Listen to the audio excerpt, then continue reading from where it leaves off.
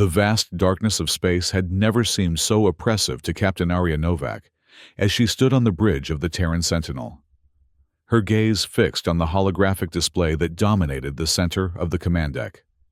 The year was 2307, and humanity had spent decades exploring their solar neighborhood, establishing the peace alliance among Earth's once fractious nations. Yet, despite all their technological advancement, they had never encountered a Class 3 civilization until today. "Confirm those readings," she ordered, her voice steady despite the tension coiling in her stomach. Lieutenant Rodriguez, her sensor officer, worked frantically at his console. "Confirmed. Captain, the anomalies are consistent with a massive fleet emerging from hyperspace at the edge of our solar system. Their formation suggests military precision. This is not a diplomatic mission." The bridge fell silent as the implications sank in. Earth had developed impressive defenses and a modest fleet over the years, but nothing that could match what their sensors were detecting now. "Incoming transmission," announced Communications Officer Vega, her dark eyes widening. It's not directed at us specifically. It appears to be a general broadcast." "On screen," Novak commanded. The holographic display flickered, and a message appeared, translated into multiple Earth languages. The message was brief, chilling in its simplicity. "Run if you want to live." "Source?" Novak demanded. "Unknown, Captain. It's not from the approaching fleet. Signal characteristics suggest it came from a scout vessel, possibly one that encountered this force before us." Novak's mind raced. A warning. Someone or something had sent Earth a warning. "Alert Earth Defense Command. Send all sensor data and the transmission. Request emergency session of the Planetary Council." She turned to her executive officer. "Commander Jackson, prepare the ship for potential combat scenarios. I want all systems at full readiness within the hour." "Yes, Captain," Jackson replied, already beginning to relay orders. Novak returned her attention to the display, watching as hundreds, no thousands, of vessels moved with perfect coordination toward the solar system. The Galactic Empire had arrived, and humanity's first contact with a Class 3 civilization would not be peaceful. The Planetary Council chamber in New Geneva hummed with nervous energy as representatives from Earth's unified nations gathered for the emergency session. The chamber's circular design, with its ascending tiers of seats surrounding a central podium, had been designed to promote equality and cooperation. Today, it felt like an arena. Ambassador Lin Truong stood at the podium, her normally composed features tight with concern. As Earth's foremost diplomat, she had led countless negotiations with alien species of the Peace Alliance, but never with a civilization as advanced as the one now approaching their doorstep. "The situation is unprecedented," she began, her voice echoing through the chamber. "The approaching fleet outnumbers our defense forces 10 to 1, possibly more. Their technology appears significantly more advanced than our own. And yet, we have received this warning from an unknown source, suggesting they mean us harm." General Hung Vo, Supreme Commander of Earth's United Defense Forces, rose from his seat. His weathered face betrayed no emotion, but his voice carried the weight of authority earned through decades of service. "The warning is clear. This galactic empire is not here for diplomatic relations. Their fleet formation is consistent with invasion protocols. I recommend immediate military mobilization and preparation for defensive engagement." Murmurs rippled through the chamber as Ambassador Truong shook her head. "With respect, general hasty military action could provoke the very conflict we wish to avoid. If this truly is a Class 3 civilization, we cannot hope to match them in direct combat. Diplomatic outreach should be our first course of action." "Diplomacy," General Vo's voice hardened. "When they've surrounded our solar system with a war fleet? When we've received explicit warnings to flee? Ambassador, sometimes the only language aggressors understand is strength." The Council President raised a hand for silence. "We have limited time to decide our course of action. Captain Novak of the Terran Sentinel has provided real-time intelligence on the approaching fleet. Captain, your assessment. The large display at the center of the chamber shifted to show Arya Novak's face. Transmission delayed slightly from her position at the edge of the solar system. Madam President, Council members, Novak began, her gray eyes intense. The fleet continues its advance at a measured pace. They appear to be deploying smaller vessels in a screening formation. Based on their movements, I believe they're conducting reconnaissance, perhaps looking for defensive installations or fleet concentrations. She paused, choosing her next words carefully. I believe we have approximately 72 hours before they reach Earth orbit. However, their vanguard could engage our outer system defenses within 24 hours. Your recommendation, Captain? The President asked. Neither complete passivity nor immediate aggression, Novak replied. I recommend a covert intelligence operation to gather more information about their capabilities and intentions. Meanwhile, prepare our defenses, but keep them in a non-threatening posture. The chamber erupted in debate. Some representatives argued for immediate surrender to spare Earth from destruction. Others called for unleashing every weapon in humanity's arsenal. As the arguments grew heated, Ambassador Truong approached General Vo away from the microphones. We need time, she said quietly. If we can understand their motives, perhaps we can negotiate. And if their motive is simply our extinction, Vo countered. Then we fight, Truong replied, surprising the general. But I won't condemn humanity to war without exhausting every alternative. Vo studied her for a moment, then nodded curtly. Novak's suggestion has merit. Intelligence first. Then we decide. They returned to their positions as the President called for order. We will proceed as Captain Novak suggests, the President announced. A covert operation to gather intelligence, coupled with defensive preparations. Ambassador Truong will prepare for potential diplomatic contact. General Vo will coordinate our defensive posture. This council will reconvene in 12 hours to reassess. As the session adjourned, Ambassador Truong caught General Vo's eye across the chamber. An understanding passed between them. They might disagree on methods, but both were committed to Earth's survival. The coming days would test that commitment to its limits. Captain Arya Novak moved silently through the darkened corridor of the pirate vessel. Her stealth suit rendering her nearly invisible to both optical and thermal sensors. Behind her, a small team of elite operatives from the Terran Sentinel maintained perfect formation, their movements synchronized through neural links. The mission was high risk. Board a rogue vessel on the fringes of the advancing Imperial fleet, access their navigational data, and extract without detection. Intelligence had identified this particular ship as one of the Empire's scout hunters, pirates who operated with tacit Imperial approval, scouting ahead of the main fleet. Junction ahead, whispered Lieutenant Commander Kaito Ares, her intelligence officer. Ship schematics suggest the command center is 2 levels up. Novak nodded, though the gesture was barely visible through her stealth field. Proceed as planned. Remember, we're ghosts. No engagement unless absolutely necessary. They reached the junction and paused as a pair of alien figures passed by. Humanoid in general shape, but with distinctly non-human features. Iridescent skin that shifted colors with their movements, and eyes that appeared to have multiple pupils. Imperial pirates.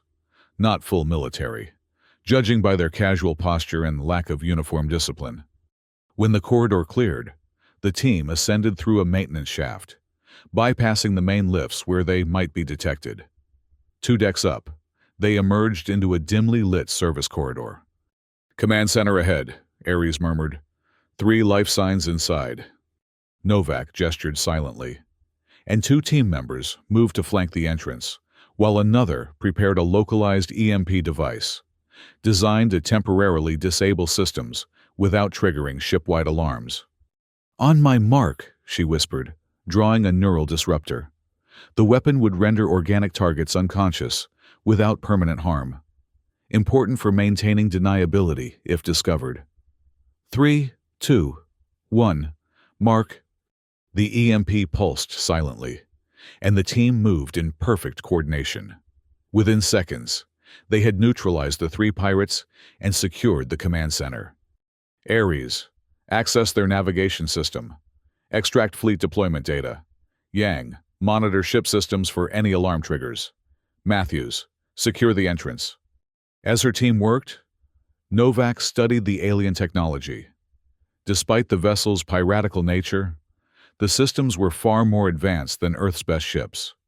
Holographic interfaces responded to thought patterns rather than physical contact, and the materials used in construction seemed to adapt and self-repair in subtle ways. "Captain," Ares called softly, his fingers dancing through the alien interface he'd managed to access. "I've located their navigation logs and fleet communication protocols, but there's something else. A secure data packet labeled Doomsday Guard." Novak moved to his side. "Can you access it?" "Working on it now. Their encryption is unusual. Not necessarily more advanced. Just fundamentally different in approach." Minutes stretched as Ares worked, the tension in the room growing with each passing second. Finally, he nodded. "I've got it. Downloading now." As the data transferred to their secure devices, Novak scanned the information appearing on screen. Her blood ran cold. "The Doomsday Guard," she whispered. "It's not a data packet. It's a fleet designation. An elite squadron within the Imperial forces, specifically tasked with the elimination of Class 3 civilizations deemed potential threats." Ares looked up, his face pale in the dim light. "Us? We're barely interstellar. How could we possibly be a threat to them?" "Not what we are," Novak realized, scanning further into the data. "What we might become. According to this, the Empire has a predictive algorithm that identifies civilizations with potential for rapid advancement. They eliminate threats before they can develop." "Preemptive genocide," Matthews muttered from her position by the door. "Download complete," Ares announced. "I've also accessed their fleet deployment patterns. The main force is arranged in a standard encirclement configuration, but the Doomsday Guard, they're positioned for a direct assault on Earth itself." Novak's mind raced, analyzing the tactical implications. "Time to go. Set the EMP device to trigger again in 5 minutes. That should cover our exit and make them think it was a system malfunction that knocked them out." As they prepared to leave, Novak downloaded one last file, a complete schematic of the Imperial command structure. If humanity was to have any chance against this overwhelming force, they would need to know precisely where to strike. The Planetary Council reconvened with a sense of grim determination as Captain Novak presented her findings. The holographic display in the center of the chamber now showed the detailed structure of the Imperial fleet, with the Doomsday Guard highlighted in ominous red. The Doomsday Guard represents approximately 15% of their total force, Novak explained, but contains their most advanced vessels and elite crews. According to the data we extracted, they specialize in what the Empire calls civilization extinction events, the complete eradication of species deemed threatening. Ambassador Truong leaned forward, her expression troubled. "And they've designated us as such a threat? Based on what criteria?" "Potential," Novak replied. "Not what we are, but what we might become. Their predictive models suggest that human innovation rates exceed their acceptable parameters. In particular, our development of quantum communication technology has been flagged as concerning." General Vo studied the display with narrowed eyes. "Their fleet configuration suggests they expect minimal resistance. The Doomsday Guard is positioned for a direct assault on Earth, while the remainder of their forces are spread thin to secure the system. That's either arrogance or confidence." "Or both," Novak agreed. "However, their confidence may be their weakness. The data suggests they follow strict protocols for Class 3 elimination. They don't expect innovation or unconventional tactics. The president turned to Dr. Sonya Volkov, who had replaced Dr. Maya Chen as Earth's foremost expert on advanced weapons technology. Dr. Volkov, based on this intelligence, do we have anything that might be effective against their technology? The scientist stepped forward, her stern features intensified by the holographic light. She had spent the last 24 hours analyzing the technical data from Novak's mission. Their ships utilize a form of quantum shielding we've theorized, but never successfully implemented, she began. Conventional weapons would be ineffective. However, she continued, a spark of excitement entering her voice, their reliance on quantum-entangled communications presents a potential vulnerability. I believe we could develop a targeted EMP weapon that could disrupt their shield harmonics and communications simultaneously. How quickly? General Vo demanded. With global resources diverted to the project, 48 hours for a prototype, but it would need to be deployed at close range, inside their defensive perimeter. Silence fell over the chamber as the implications became clear. Someone would need to carry this experimental weapon directly into the heart of the enemy fleet. A likely suicide mission. I'll take the Sentinel, Novak said quietly. We're the fastest ship in the fleet, and my crew is already familiar with Imperial systems from our infiltration mission. Before anyone could respond, Ambassador Truong raised her hand. This plan has merit, but we should not abandon diplomatic options entirely. While Captain Novak prepares this military option, allow me to attempt communication with the Imperial Command. General Vo scoffed. You believe they'll negotiate while their Doomsday Guard prepares to eliminate us? I believe in exhausting every option before committing to a course that may lead to humanity's extinction. Truong replied evenly. Even if the probability of diplomatic success is low, the potential reward justifies the attempt. The president considered both arguments, then nodded. We will pursue both paths. Ambassador Truong will prepare a diplomatic communication. Meanwhile, General Vo and Captain Novak will coordinate our defensive strategy, centered around Dr. Volkov's EMP weapon. We face long odds, but humanity has overcome seemingly impossible challenges before. As the council session concluded, Novak approached Ambassador Truong. Ambassador, I respect your commitment to peaceful resolution, she said. But I've seen their fleet. I've read their protocols for species elimination. They don't intend to negotiate. Truong studied the captain carefully. Perhaps not. But sometimes, Captain, the attempt at peace can reveal weaknesses that strength alone cannot identify. What do you mean? Their confidence, as you noted, may be their weakness. If they truly believe us harmless, a diplomatic overture might reinforce that belief, make them less vigilant, more certain of their superiority. A subtle smile crossed Truong's face. While you prepare your thunder, I will distract them with whispers. Novak considered this perspective, then nodded slowly. Two approaches, one goal. I'll ensure my team is ready to strike when the moment comes. And I'll do my part to create that moment, Truong promised. As they parted ways, neither woman harbored illusions about their chances. They were outgunned, outmatched in nearly every way. But in the face of extinction, humanity would not go quietly into the night. The next 48 hours passed in a blur of frantic activity. Around the globe, manufacturing facilities were repurposed to produce components for Dr. Volkov's experimental EMP weapon, now codenamed Shieldbreaker. Space defense platforms were repositioned to create the illusion of a conventional defensive strategy, while Earth's limited fleet of warships maintained a defensive posture in near-Earth orbit. Aboard the Terran Sentinel, Captain Novak oversaw the integration of the Shieldbreaker prototype into her ship's systems. The device was massive, requiring significant modification to the vessel's power distribution network.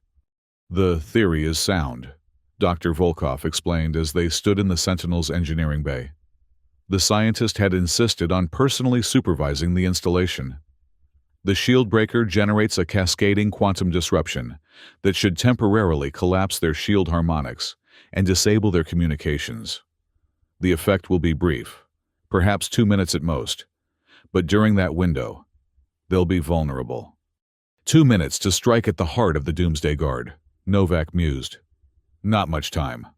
It's all we could manage with the available technology, Volkov replied.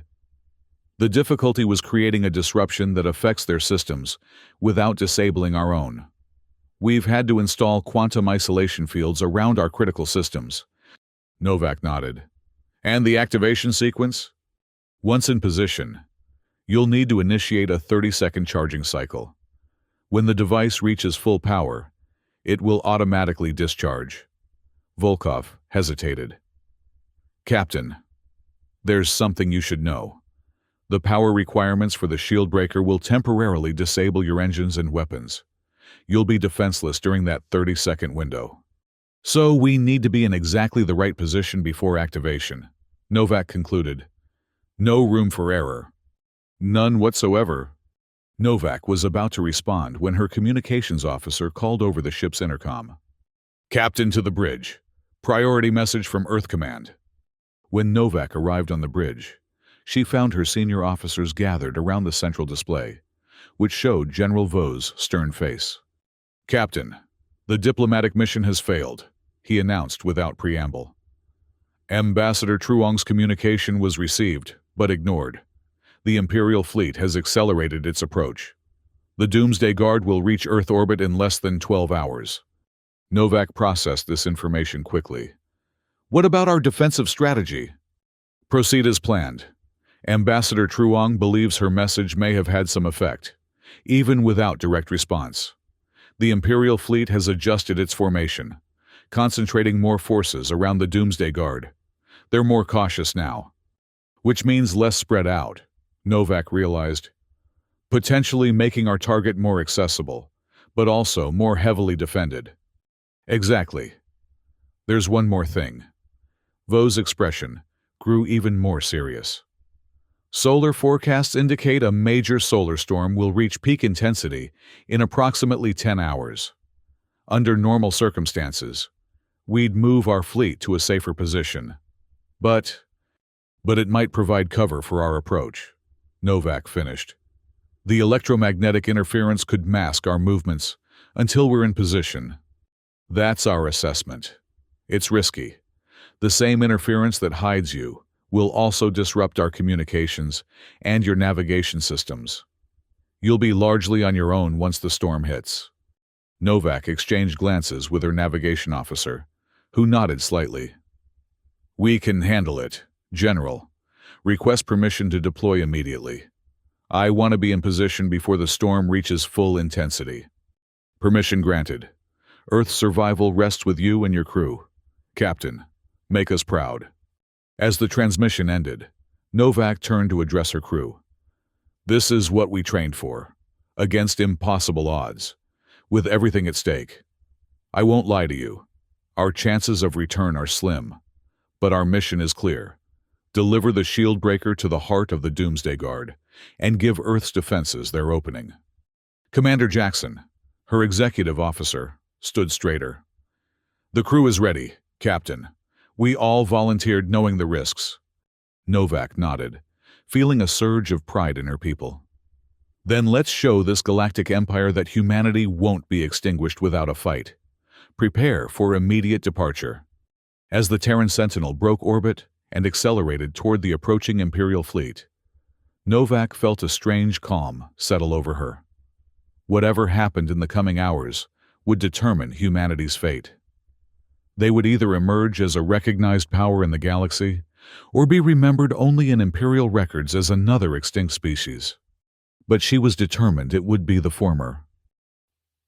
The solar storm raged across space, waves of charged particles and radiation washing over the solar system like an invisible tsunami.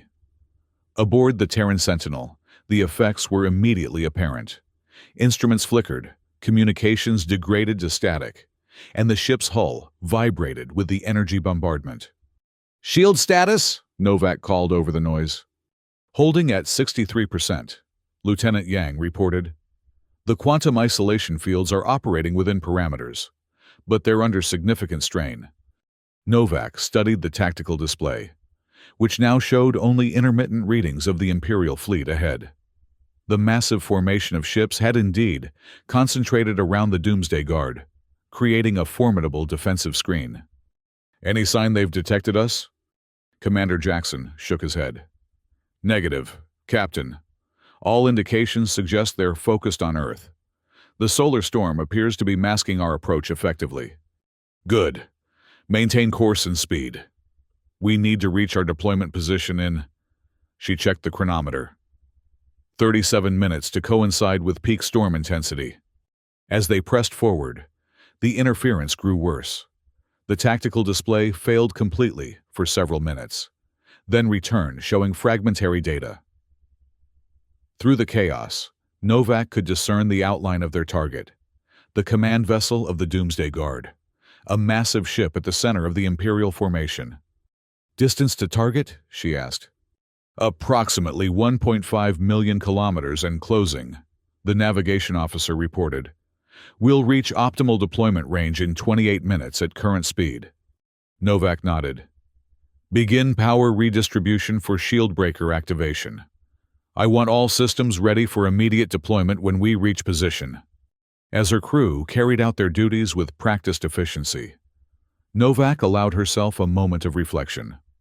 Throughout human history, decisive battles had often hinged on unconventional tactics and the courage of those willing to risk everything. From ancient naval engagements to the first space conflicts of the 22nd century, humanity had repeatedly demonstrated an uncanny ability to overcome superior forces through innovation and sheer determination. Today would be no different. It had to be no different. "Captain," Lieutenant Commander Ares called urgently. "I'm detecting unusual activity in the Imperial formation. They're adjusting position. Some vessels appear to be breaking away toward the outer system." Novak frowned. "Magnify and analyze." The display showed several Imperial ships accelerating away from the main fleet, their trajectory suggesting they were heading toward the outer planets. "Assessment," she asked. Ares studied the data, his expression puzzled. "It appears they're responding to something in the outer system.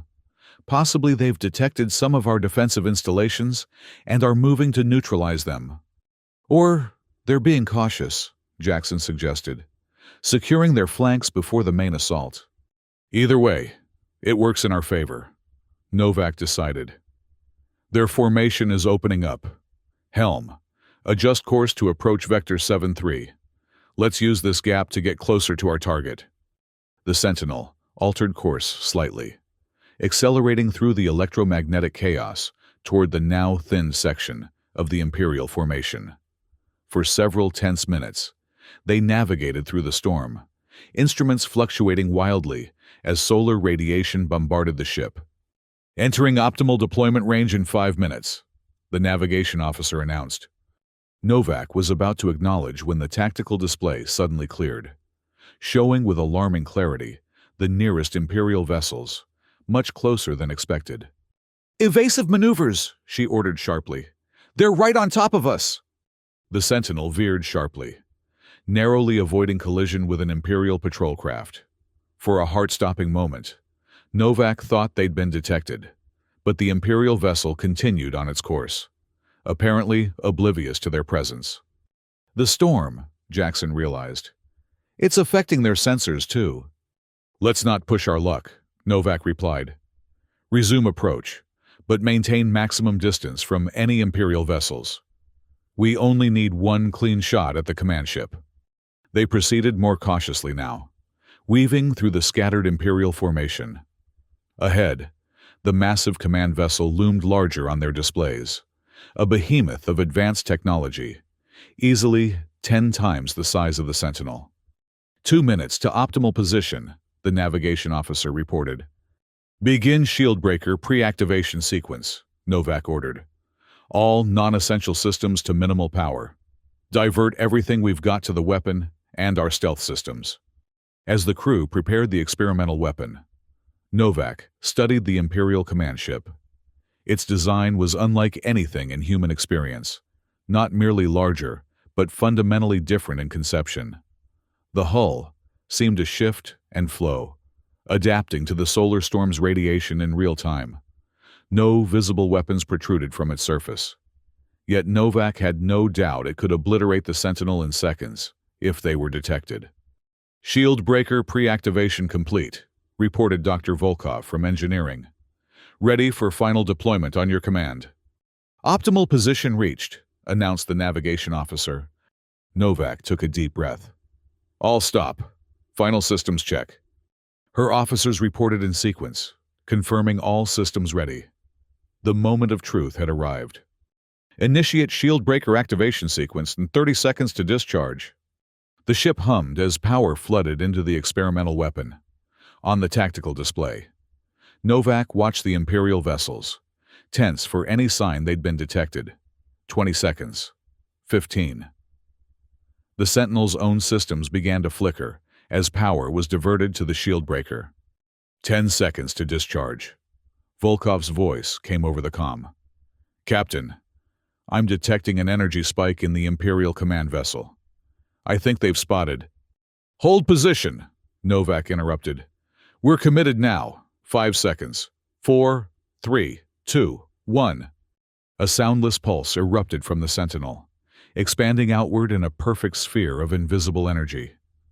For a moment, nothing seemed to happen. Then, like dominoes falling, the lights on the Imperial vessels began to flicker and die. Their perfect formation faltered as ships drifted out of alignment. "It worked!" Jackson exclaimed. "Their shields are down!" "Communications to Earth," Novak ordered. "Transmit. Doomsday Storm initiated. Strike now." As the message was sent, Novak watched the Imperial command ship. Its surface had gone dark, the flowing patterns now still and lifeless. But even as she watched, small lights began to reappear, systems restarting. "We have approximately 90 seconds before they recover," Volkov warned. "Our own systems will require at least that long to restore full power." "Understood. Hold position and prepare for immediate withdrawal once power is restored." On the long-range sensors, Novak could see Earth's defense fleet accelerating toward the disoriented Imperial formation. Dozens of ships, then hundreds, every vessel humanity could muster, converging on the temporarily vulnerable Doomsday Guard. "Power restoration at 40%, reported the engineering officer. "Engines will be online in 30 seconds. Novak nodded, her attention still fixed on the Imperial command ship.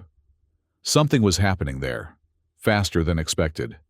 A glow was building along its hull, a pulsing rhythm that suggested emergency power systems activating. "They're recovering more quickly than anticipated," she warned.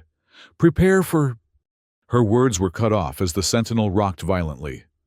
Warning alarms blared across the bridge. "Impact on decks 3 and 4, Yang shouted. "We've been hit!" "By what?" Novak demanded. "Their weapons should still be offline."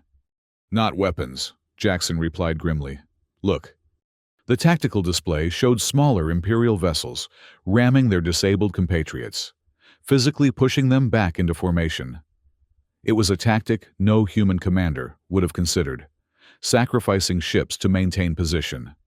"Their discipline is remarkable," Novak observed, a grudging respect in her voice. "But it won't save them today. Status of Earth's fleet? Engaging now," Ares reported. "The solar storm is hampering our sensors, but it appears the Imperial formation is breaking apart under the assault." Another impact rocked the Sentinel. Warning lights flashed across engineering stations. "Hull breach on Deck 5, Yang reported. "Emergency containment holding. Captain, we need to withdraw. Our structural integrity is compromised." Novak hesitated, watching as the battle unfolded before them. Earth's ships were swarming the disorganized Imperial forces, focusing their fire on the command vessels.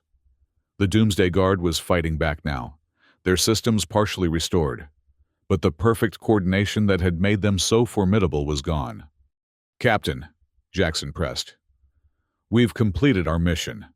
The shield disruption worked. Earth's forces have their opening. Engine power restored, the engineering officer announced. We can withdraw now. Novak nodded. Set course for Earth. Maximum sustainable speed. Let's go home. As the Sentinel limped away from the battle, Novak watched the tactical display. The Imperial formation had completely collapsed, with individual ships now fighting desperately against Earth's coordinated assault. The Doomsday Guard's command ship was surrounded, multiple Earth vessels firing continuously at its still vulnerable points. They never expected this, Novak said quietly. They came to exterminate what they thought was an inferior species, and instead found themselves fighting for survival. Human unpredictability, Jackson replied with a faint smile. Our greatest strength. And perhaps, Novak added, watching as the Imperial command ship finally succumbed to Earth's assault. The one thing that truly frightens them. The battle for Earth's survival continued for hours as the solar storm gradually subsided.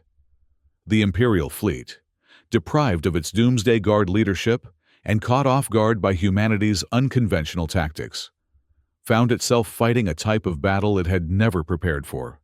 Earth ships, smaller and less advanced, utilized their superior knowledge of the solar system's gravitational dynamics to execute maneuvers that the Imperial vessels couldn't match. When the Terran Sentinel finally limped back to Earth orbit, the battle had reached a critical turning point. The Doomsday Guard had been decimated, and the remaining Imperial forces had withdrawn to regroup at the edge of the solar system. Captain Novak, her uniform singed and face streaked with soot from fighting fires aboard her damaged vessel, stood before the Planetary Council to deliver her report. The chamber was subdued, the representatives acutely aware of the cost of their victory. Thousands of Earth's defenders had perished in the battle, and several orbital habitats had been destroyed by Imperial weapons. The Shieldbreaker performed beyond expectations, Novak concluded. Dr. Volkov's design proved decisive. Without those crucial minutes of vulnerability, we could not have overcome the Doomsday Guard's technological advantages. The President nodded solemnly. Your courage and that of your crew has given humanity a chance at survival. But the war is not over. The Imperial fleet remains at the edge of our system, regrouping. What is your assessment of our current situation? Novak didn't soften her response. We've won a significant victory, but at great cost. The enemy was unprepared for our tactics this time. They won't make the same mistake twice. If they launch a full-scale assault now, with their remaining forces, we lack the resources to repel them. General Vaux stepped forward, his uniform immaculate despite the fact that he had personally led a squadron during the battle. Captain Novak is correct. We've bloodied their nose, but their overall technological superiority remains. However, there is a new development. He gestured, and a communication officer activated the main display. We've received a transmission from the Imperial fleet. They're requesting parley. A murmur ran through the chamber. Ambassador Truong rose from her seat, her expression cautiously hopeful. They wish to negotiate, after everything that's happened? So it would seem, Vaux replied. The message came directly from their new command structure. It appears the destruction of the Doomsday Guard has led to a significant shift in their hierarchy. The President turned to Ambassador Truong. Your assessment, Ambassador? Truong considered carefully before responding. The Empire clearly operated on certainty. Their predictive models, their established protocols for eliminating potential threats. We have shattered that certainty. They expected an easy victory, and instead suffered a significant defeat. Now they must reassess. She paused, gathering her thoughts. I believe we should engage in negotiations, but from a position of strength. They must understand that any attempt to resume hostilities will result in further losses for their fleet. Agreed, the President said. Ambassador Truong, you will lead our diplomatic team. General Vo and Captain Novak will advise on military matters. The rest of our forces will maintain combat readiness, in case this is a deception." As the council session concluded, Novak approached Ambassador Truong. "You were right," she admitted. "Your diplomatic initiative did create an opening, just not in the way we expected." Truong smiled faintly. "The purpose of diplomacy isn't always immediate agreement, Captain. Sometimes it's about revealing character, theirs and our own. What do you think they'll demand in these negotiations? Recognition of their authority, most likely. Acknowledgement of their dominance in the galactic hierarchy." Truong's expression grew thoughtful. "But what they'll settle for is respect and assurance that we won't threaten their interests as we expand beyond our solar system." "Can we trust them to honor any agreement?" Novak asked skeptically. "Trust must be built over time," Truong replied. "For now, our demonstrated ability to harm them will be more persuasive than any promises." The negotiations took place aboard a neutral vessel, a modified habitat module positioned halfway between Earth's defense perimeter and the regrouped Imperial fleet. The human delegation, led by Ambassador Truong, with Captain Novak and General Vo as advisors, arrived first, securing the location and establishing communication protocols. When the Imperial representatives arrived, Novak was struck by their appearance. Unlike the pirate crew she had encountered, these were clearly military officials, their iridescent skin subdued to a formal silver blue. Their multi-pupiled eyes surveyed the humans with what seemed like a mixture of curiosity and caution. The lead Imperial, who introduced himself as High Commander Zaxil, spoke through a translation device that rendered his complex vocalizations into precise, formal English. "The Galactic Empire acknowledges the unexpected outcome of our initial engagement," he began, the slight pause suggesting difficulty in admitting defeat. "The Doomsday Guard's assessment of your species' threat potential was clearly inadequate." Ambassador Truong maintained a neutral expression. "We regret that our first contact with the Empire had to occur under such circumstances.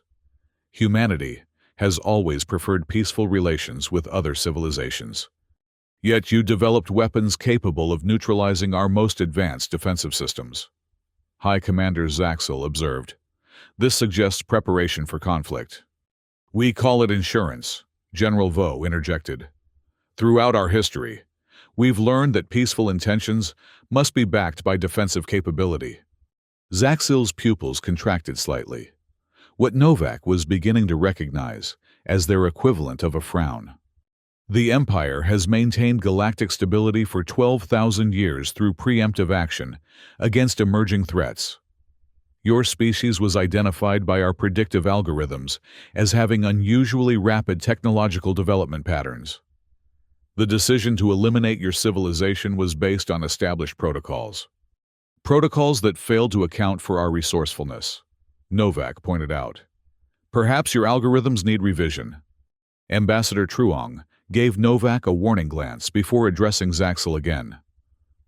"What the captain means is that perhaps our species has qualities that your predictive models didn't capture.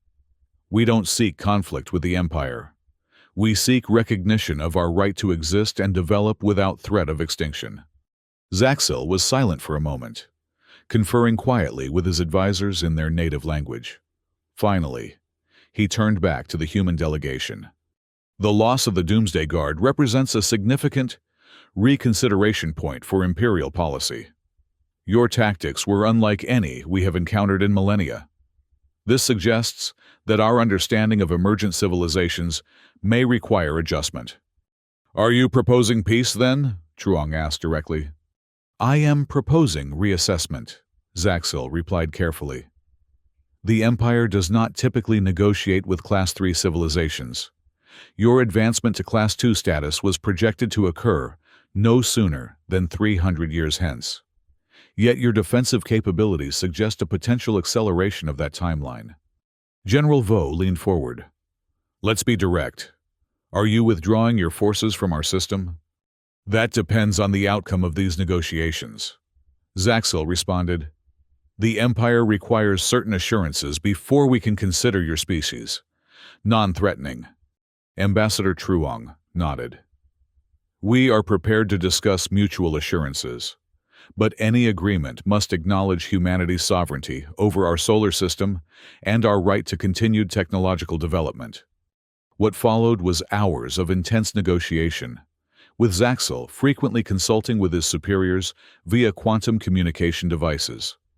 The Imperial demands were initially severe: limitations on human technological development, restrictions on spacecraft capabilities, and regular inspections of Earth facilities. The human delegation rejected these outright, countering with offers of non-aggression pacts and territorial recognition. As the discussions progressed, Novak observed a subtle shift in Zaxel's demeanor. The Imperial commander seemed genuinely intrigued by human reasoning and negotiation tactics. When Ambassador Truong proposed a framework based on mutual respect rather than dominance and submission, Zaxel's reaction suggested the concept was novel to Imperial thinking. "Your species views relationships between civilizations differently than the Empire," he noted during a brief recess. "Our hierarchical approach has been effective for millennia, yet you propose something lateral." "Hierarchy has its place," Truong acknowledged, "but lasting peace requires mutual respect. History, our history at least, shows that purely dominance-based relationships eventually collapse." "An interesting theory," Zaxel replied, "one that merits further study." When negotiations resumed, the Imperial position had softened noticeably. By the day's end, a preliminary agreement had been reached. The Empire would withdraw its forces from the solar system in exchange for human commitments not to develop specific technologies deemed destabilizing to galactic order. Earth would be recognized as sovereign, with rights to expand to neighboring star systems under certain conditions. Most importantly, the agreement established regular diplomatic contact between Earth and the Empire, a concession never before granted to a civilization of humanity's development level. As the Imperial delegation prepared to depart, High Commander Zaxel approached Captain Novak privately. "The tactical deployment of your vessel during the solar storm, utilizing natural phenomena as cover for your approach, this was your strategy?" Novak nodded cautiously. "One of many contingencies we prepared." "Impressive." Zaxel's pupils expanded slightly, perhaps their version of respect. "The Doomsday Guard had never failed in its mission before encountering your species. Their commander, Therax, was considered our finest tactical mind." "Was." Novak caught the past tense. "He did not survive the battle," Zaxel confirmed. "His final communication indicated admiration for your species' ingenuity. That is rare praise from an Imperial commander." "We would have preferred to meet under peaceful circumstances," Novak replied honestly. "Perhaps future encounters will be so."